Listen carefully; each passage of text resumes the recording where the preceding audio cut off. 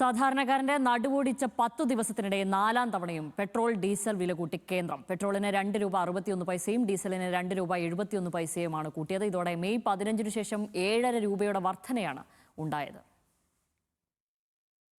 അന്താരാഷ്ട്ര വിപണിയിലെ crude oil വില കുത്തനെ ഉയർന്നതാണ് പെട്രോൾ ഡീസൽ വില വർധനവിന് കാരണമായി കേന്ദ്ര സർക്കാരും എണ്ണക്കമ്പനികളും നിരത്തിയിരുന്നത്.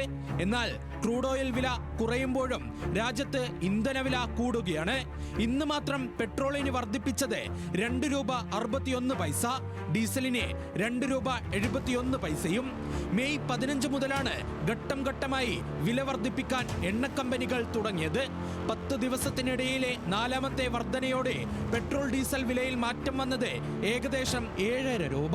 ഇന്നത്തെ വർധനയോടെ തിരുവനന്തപുരത്തെ പെട്രോളിന് ₹115.50, ഡീസലിന് ₹104.41.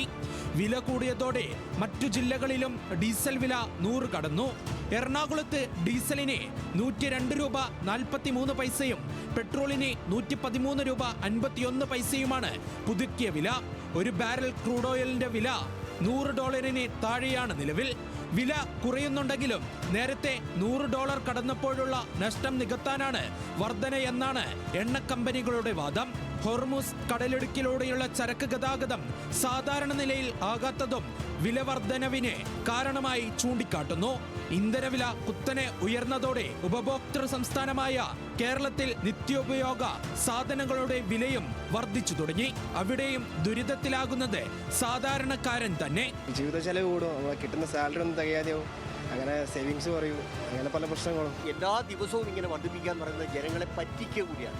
ഇത് കൊള്ളക്കാർ പോലും ഇങ്ങനെ ഇത്രയും നെറികെട്ട ഒരു പ്രവൃത്തി ചെയ്യില്ല. ഞങ്ങൾക്ക് ആർക്കും ജീവിക്കാൻ കഴിയാത്തൊരവസ്ഥയാണ്. സ്റ്റേറ്റ് ഗവൺമെൻറ്റും കേന്ദ്ര ഗവൺമെൻറ്റും ടാക്സുകൾ കുറയ്ക്കുക, എന്നിട്ട് ജനങ്ങളുടെ മേലെ ഏൽപ്പിക്കുന്ന ഈ ഭാരത്തിൻ്റെ തോത് കുറയ്ക്കുകയാണ് വേണ്ടത്. 3 രൂപ കൂട്ടിയപ്പോഴേ സർക്കാർ ഇടപെടണമെന്ന ആവശ്യം ബസ് ഉടമകൾ മുന്നോട്ട് വെച്ചതാണ്. ഇപ്പോൾ 7.5 രൂപ വർദ്ധിപ്പിച്ചതോടെ കേന്ദ്ര സംസ്ഥാന സർക്കാരുകൾ സബ്സിഡിയോടെ ഡീസൽ നൽകണമെന്ന ആവശ്യം ശക്തമാക്കുകയാണ് ബസ് ഉടമകൾ. News desk, news Malayalam.